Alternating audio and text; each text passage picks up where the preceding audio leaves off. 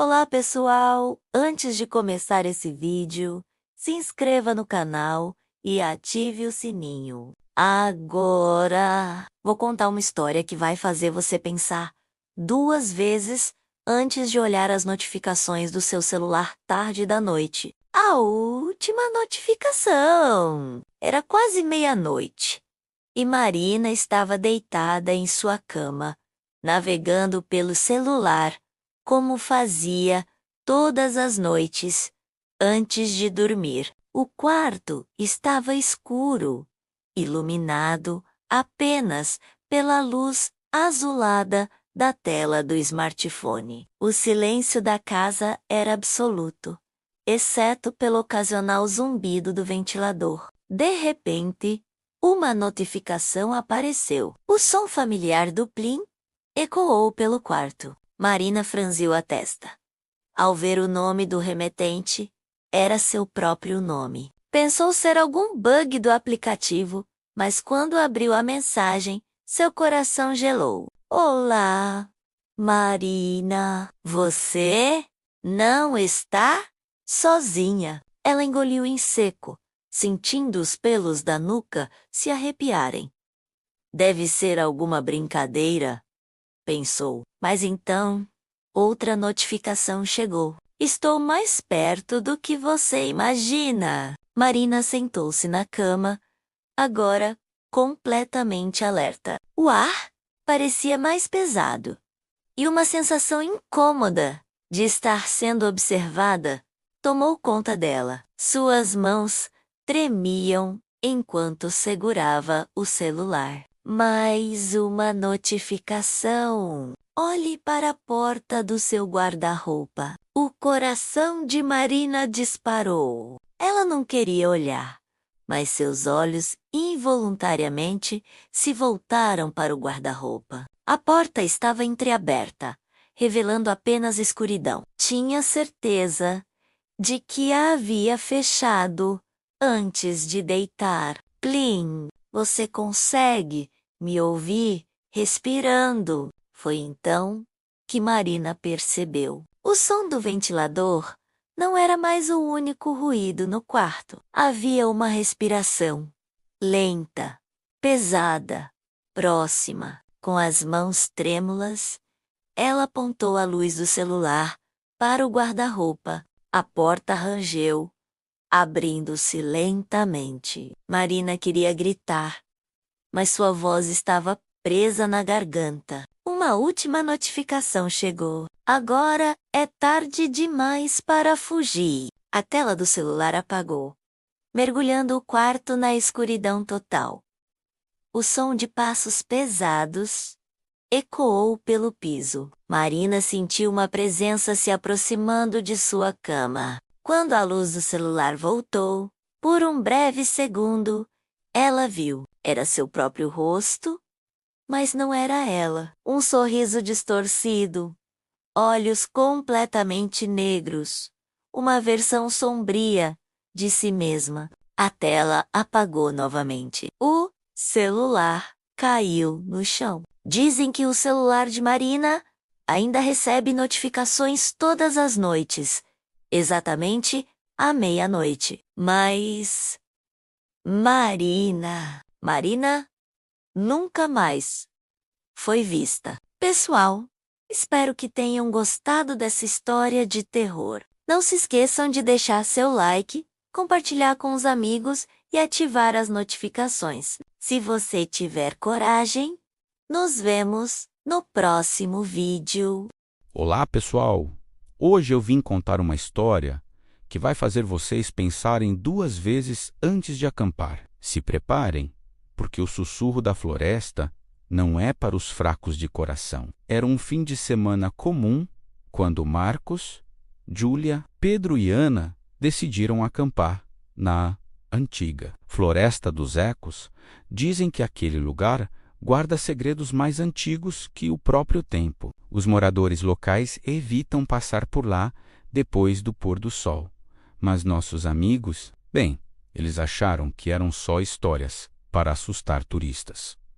O dia estava perfeito quando chegaram. O sol brilhava entre as copas das árvores centenárias, criando sombras que dançavam no chão coberto de folhas secas. Montaram o acampamento numa clareira que parecia acolhedora, cercada por troncos retorcidos que se erguiam como guardiões silenciosos. À medida que o sol se punha, algo começou a mudar. O canto dos pássaros foi diminuindo até cessar completamente. O vento, antes uma brisa suave, agora parecia carregar palavras incompreensíveis. Era como se a própria floresta estivesse respirando, observando. Foi Julia quem primeiro notou algo estranho. Enquanto pegava lenha, viu uma sombra se mover entre as árvores, não como um animal, mas como uma pessoa. Quando chamou os outros, a sombra já havia desaparecido, deixando apenas um rastro de folhas remexidas. Pedro estava sozinho quando ouviu. Era sua própria voz chamando seu nome, vinda de algum lugar entre as árvores. Mas ele estava sozinho, tinha certeza disso. Quando seguiu o som, encontrou símbolos estranhos entalhados num tronco, símbolos que juraria não estarem lá minutos antes. Ana decidiu tirar fotos do local, mas cada imagem em seu celular mostrava a mesma clareira de ângulos impossíveis, como se o espaço estivesse dobrado sobre si mesmo. E Marcos? Bem, Marcos percebeu que já tinha passado por aquela mesma árvore 3 vezes, mesmo andando em linha reta. O pânico começou quando tentaram sair. Cada caminho os levava de volta ao acampamento. As bússolas giravam sem parar. Os celulares não tinham sinal. Era como se a floresta não quisesse deixá-los partir. Foi numa dessas tentativas que Marcos desapareceu. Um grito abafado foi tudo que ouviram. Correram na direção do som, mas encontraram apenas sua lanterna caída entre as folhas. Nas árvores ao redor, novos símbolos haviam aparecido, brilhando com uma luz própria e sobrenatural. O terror cresceu quando perceberam que os sussurros estavam ficando mais altos, mais claros. Não eram palavras aleatórias, eram suas próprias vozes, suas conversas do dia anterior, distorcidas e repetidas como um eco infinito. Um a um foram sumindo. Julia foi a próxima, depois Pedro, Ana, a última sobrevivente, descobriu a verdade da pior maneira possível, enquanto corria desesperada pela floresta. Começou a ouvir sua própria voz ecoando entre as árvores, repetindo palavras que ainda não havia dito. Foi então que se lembrou da antiga lenda. A Floresta dos Ecos não é apenas um lugar, é uma entidade viva que se alimenta de histórias, de memórias, de almas. Quem entra aqui nunca realmente sai. A floresta guarda todos dentro de si, repetindo suas vozes pela eternidade. Dizem que até hoje, quem passa perto daquela floresta pode ouvir vozes chamando, pedindo ajuda, mas seriam realmente pessoas perdidas ou apenas a floresta brincando com mais uma vítima? Ninguém nunca encontrou os 4 amigos. As buscas duraram semanas, mas a única coisa que acharam foi um diário, com uma última anotação. Os sussurros são nossas próprias vozes do futuro, tentando nos avisar. Se você gostou dessa história de arrepiar, não esquece de deixar seu like e se inscrever no canal. Ative o sininho para não perder nenhuma história de terror. Até a próxima, se você sobreviver, até lá. Boa noite, pessoal! Hoje eu vim contar para vocês uma história que vai fazer vocês pensarem 2 vezes antes de se hospedarem em uma pousada desconhecida. Preparem-se para conhecer a história do quarto 6. Era uma noite fria de inverno, quando Miguel dirigia pela estrada deserta. Seus olhos pesados imploravam por descanso após horas intermináveis ao volante. Foi quando avistou uma placa antiga e desbotada: Pousada do Vale Quartos disponíveis. A construção surgiu como uma sombra contra o céu escuro. Uma casa vitoriana de 2 andares, com janelas embaçadas e uma varanda que rangia a cada sopro do vento. No jardim, flores murchas dançavam um balé melancólico. Uma senhora de cabelos grisalhos e rosto enrugado o recebeu na porta. Seu sorriso não alcançava os olhos opacos, que pareciam guardar segredos ancestrais. "Bem-vindo à Pousada do Vale", disse ela com voz rouca. "Temos apenas um quarto disponível, o número 7. Enquanto guiava pelos corredores, a senhora parou abruptamente diante de uma porta marcada com o número 6. "Nunca, sob hipótese alguma, tente abrir esta porta", advertiu com severidade. "Este quarto está interditado." Miguel assentiu, mas a curiosidade já havia plantado suas raízes. Durante a madrugada, sons estranhos começaram. Primeiro, passos arrastados no corredor. Depois, sussurros incompreensíveis que pareciam chamar seu nome. O ar ficou denso, com um cheiro adocicado de mofo e algo mais, algo metálico, incapaz de resistir. Ele saiu para investigar. Todas as portas estavam trancadas, exceto uma menos o quarto 6. A maçaneta girou suavemente sob seus dedos, como se o convidasse a entrar. O quarto estava congelado no tempo. Teias de aranha decoravam os cantos, e uma grossa camada de poeira cobria os móveis antigos. Mas foram as fotografias nas paredes que fizeram seu sangue gelar. Em cada uma delas, homens diferentes, mas todos com uma semelhança perturbadora com ele mesmo. Tentou fugir, mas cada escada, cada porta, cada janela o levava de volta ao mesmo corredor. Diante do quarto 6, a cada retorno, as fotos mudavam. Em uma delas, agora podia ver a si mesmo, parado exatamente onde estava. Um frio cortante subiu por sua espinha quando percebeu a verdade. Não estava mais olhando para a fotografia, menos estava dentro dela. Do outro lado do corredor, a senhora sorria enquanto recebia um novo hóspede cansado, seus olhos brilhando com reconhecimento. E assim continua até hoje. Dizem que na Pousada do Vale, o quarto 6 sempre tem espaço para mais um retrato na parede. Mas ninguém nunca conseguiu provar, porque quem entra jamais consegue sair para contar a história. Se você gostou dessa história arrepiante, não esquece de deixar seu like e se inscrever no canal. Ative o sininho para não perder nenhuma história de terror. Nos vemos no próximo vídeo. Se você sobreviver até lá, boa noite.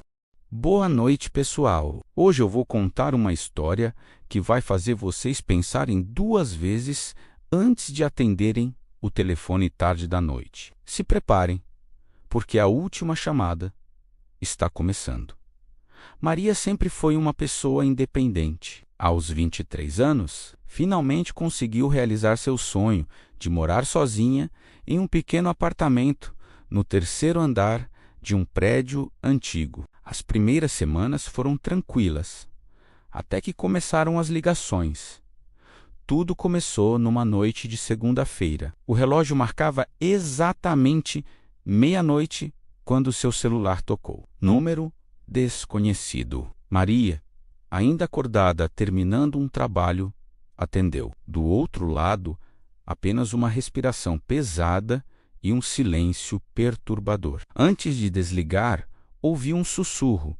"Eu estou chegando." Na noite seguinte, pontualmente à meia-noite, novo telefonema.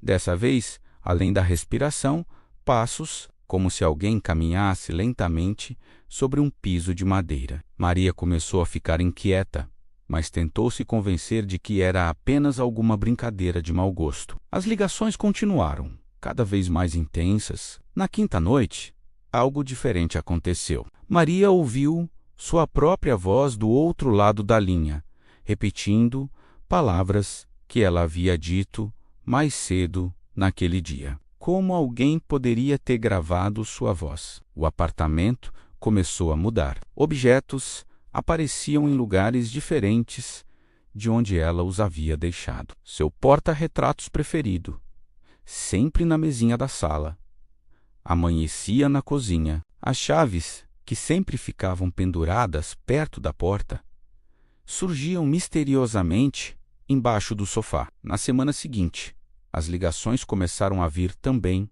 do telefone fixo. Desesperada, Maria desconectou todos os aparelhos, mas eles continuavam tocando. Como era possível? Telefones desconectados não deveriam tocar. Numa noite particularmente assustadora, enquanto as luzes da casa piscavam sem explicação, Maria percebeu algo ainda mais aterrorizante.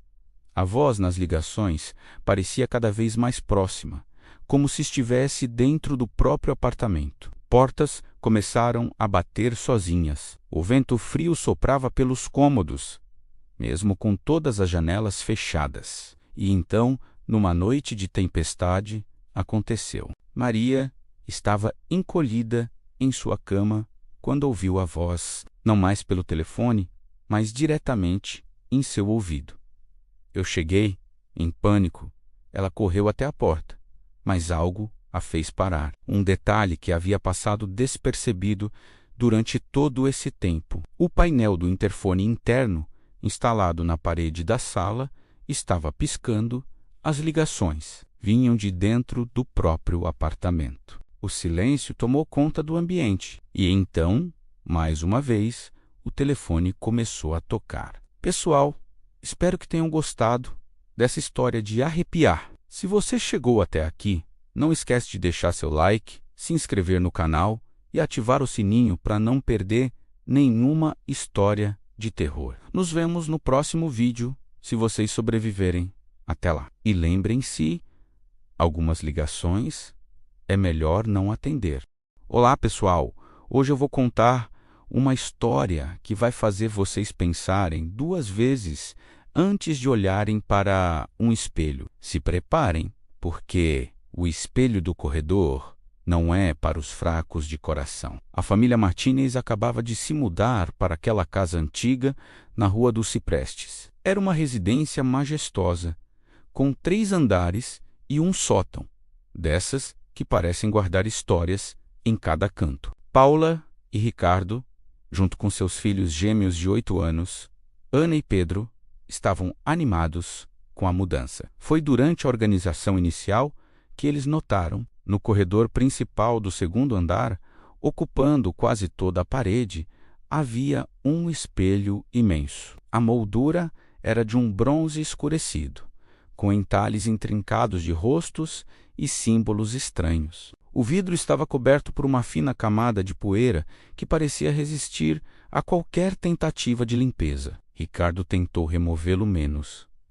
Afinal, era grande demais e dava um ar pesado ao ambiente. Mas por mais que procurasse parafusos ou ganchos, o espelho parecia fazer parte da própria parede. As ferramentas quebravam ao tentar forçá-lo, como se algo o protegesse. As primeiras semanas foram tranquilas, mas logo começaram os eventos inexplicáveis.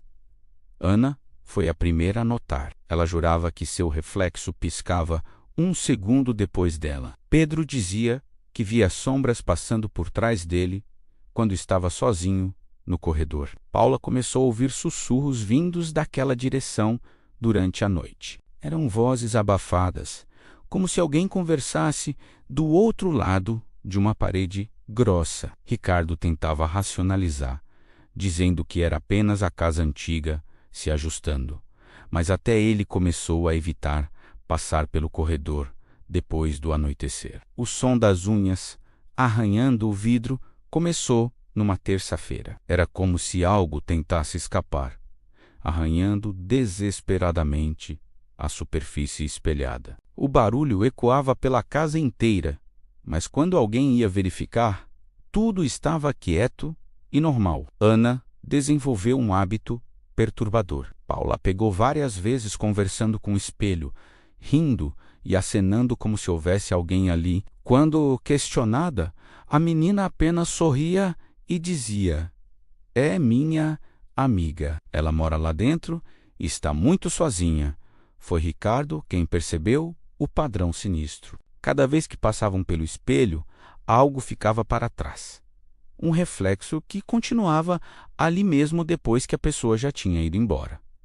E esses reflexos, eles sorriam, um sorriso largo demais, com algo errado nos olhos. Numa noite de tempestade, o horror atingiu seu ápice. Pedro estava sozinho no corredor, quando seu reflexo começou a se mover independentemente. As mãos dele pressionaram o vidro por dentro, fazendo-o ondular como água. A família inteira correu ao ouvir os gritos do menino. O que aconteceu em seguida foi rápido demais para processar. O vidro pareceu liquefazer-se, e os reflexos, menos aquelas versões distorcidas deles mesmos, menos atravessaram para este lado. Foi como um pesadelo em câmera lenta ver suas próprias imagens saindo do espelho com aqueles sorrisos terríveis. A verdadeira família Martínez agora observa o mundo através do vidro, prisioneiros em uma dimensão refletida. Eles batem no espelho,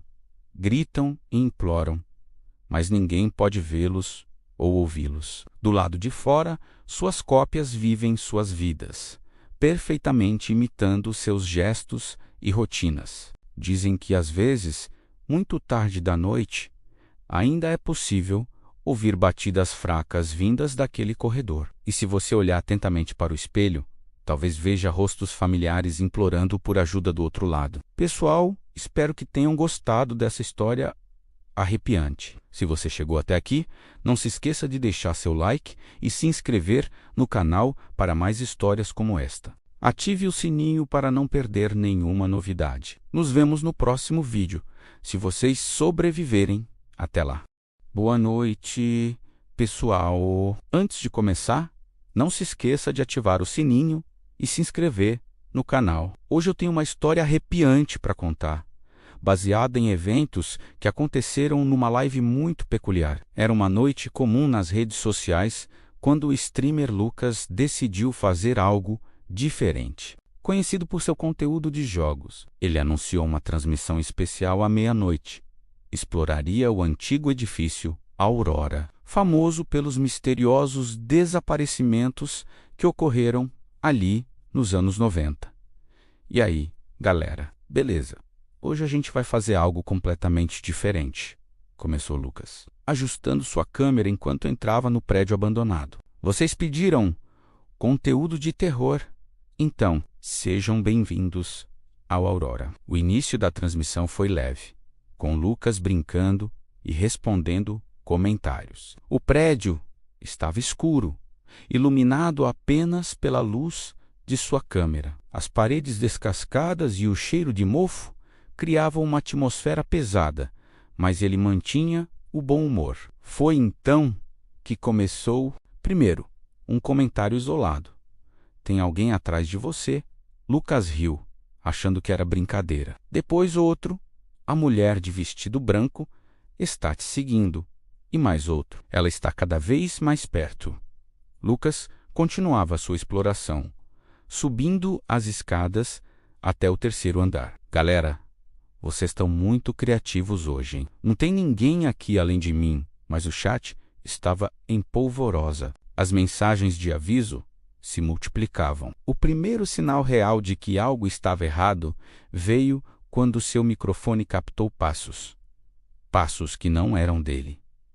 Lucas parou, girando a câmera. Vocês ouviram isso? O som de uma porta batendo ecoou pelo corredor vazio. A transmissão começou a falhar. A imagem travava por segundos. E em um desses momentos, algo apareceu. Uma figura alta e imóvel ao fundo do corredor. Apenas, observando, Lucas não percebeu, mas o chat explodiu em pânico. Gente, acho que vou encerrar por hoje, disse ele, tentando finalizar a live. Mas nada acontecia. O botão de encerrar não respondia. A transmissão continuava, como se tivesse vida própria. Descendo as escadas, Lucas chegou ao térreo. Tem algo muito estranho acontecendo. Meu celular não está funcionando direito. Foi quando ele viu a porta para o porão, o Chet implorava: "Não desce! Volta! Sai daí!" Mas ele desceu. O porão do Aurora revelou uma cena perturbadora. Dezenas de cadeiras antigas, organizadas em fileiras, todas voltadas para um ponto central, vazias. Lucas aproximou a câmera para mostrar melhor e foi então que aconteceu. No reflexo do visor da câmera, rostos, dezenas deles, pálidos, imóveis, observando silenciosamente. Lucas gritou. A câmera caiu. Por longos minutos, a transmissão mostrou apenas o teto manchado do porão. O chat entrou em desespero. Ninguém conseguia contato com Lucas.